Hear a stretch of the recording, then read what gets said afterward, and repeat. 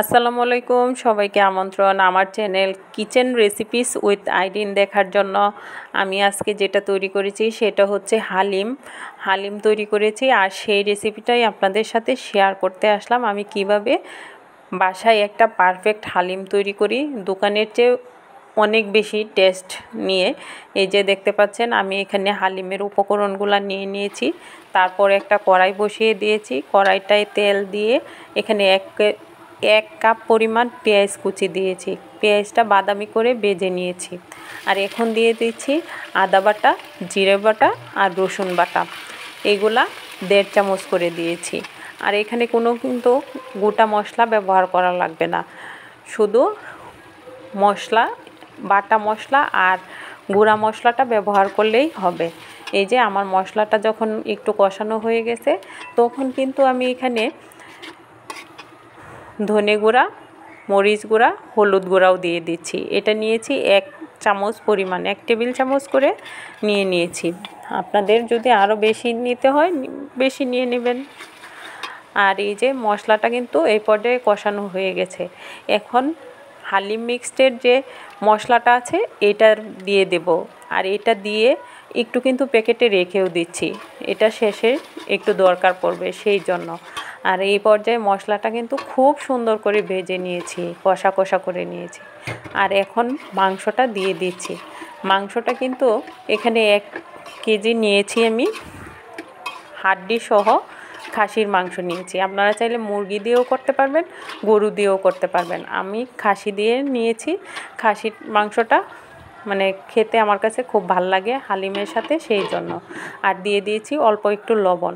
লবণটা কম দেওয়ার কারণ হচ্ছে হালিম মিক্সডের যে মশলাটা আছে সেটার মধ্যে লবণ দেওয়া থাকে, সেই জন্য আমি এখানে কম পরিমাণে লবণ দিয়েছি। পরবর্তীতে লাগলে আমি অ্যাড করে নেব। আর এই যে এখন কিন্তু হালিমটা আমি 3 কাপ পানি দিয়ে, গরম পানি দিয়ে হালিমের গুঁড়াটা ভিজিয়ে রেখেছি আধা ঘন্টার জন্য। আধা ঘন্টা কিন্তু মিনিমাম ভিজাতেই হবে।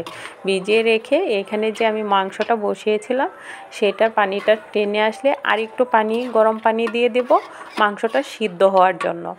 এই পরিমাণ পানি দিতে হবে যেন মাংসটা ভালো করে সিদ্ধ হয়ে যায়। আর এই সময় মিডিয়াম হিটে রান্না করলেই হবে। আমি ডেকে দিচ্ছি মাংসটা।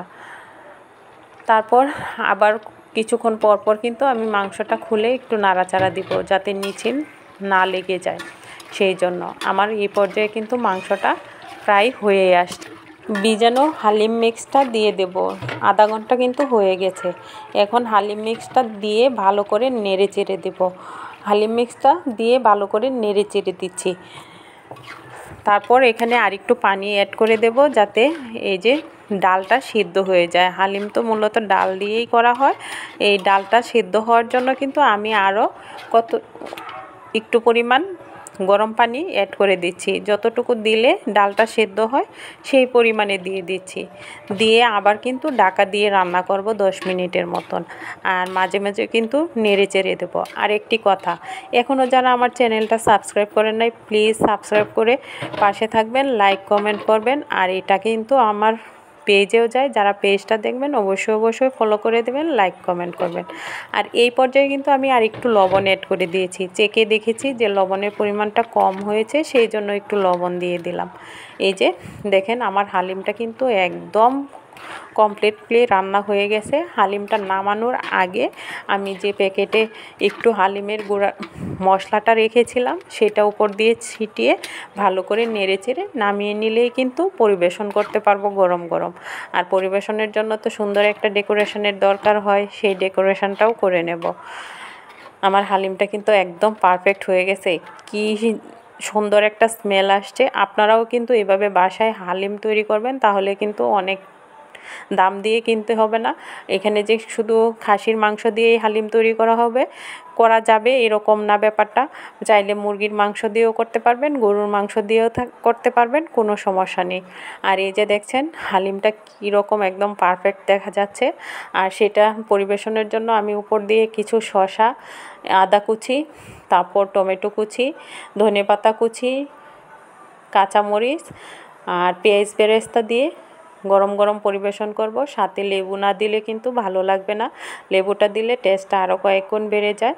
আবারও বলছি, এখনও যারা আমার চ্যানেলটা সাবস্ক্রাইব করে নাই প্লিজ সাবস্ক্রাইব করে পাশে থাকবেন, লাইক কমেন্ট করবেন, আমার পেজটা ফলো করে দিবেন, লাইক কমেন্ট করবেন। আর বাসায় কিন্তু এভাবে অবশ্যই ট্রাই করবেন।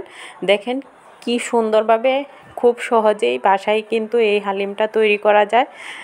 দোকানের চেয়ে কিন্তু কোনো অংশে কম হয় না এই হালিমটা, অনেক টেস্টি হয়েছে খেতে। আপনারাও কিন্তু এভাবে ট্রাই করবেন।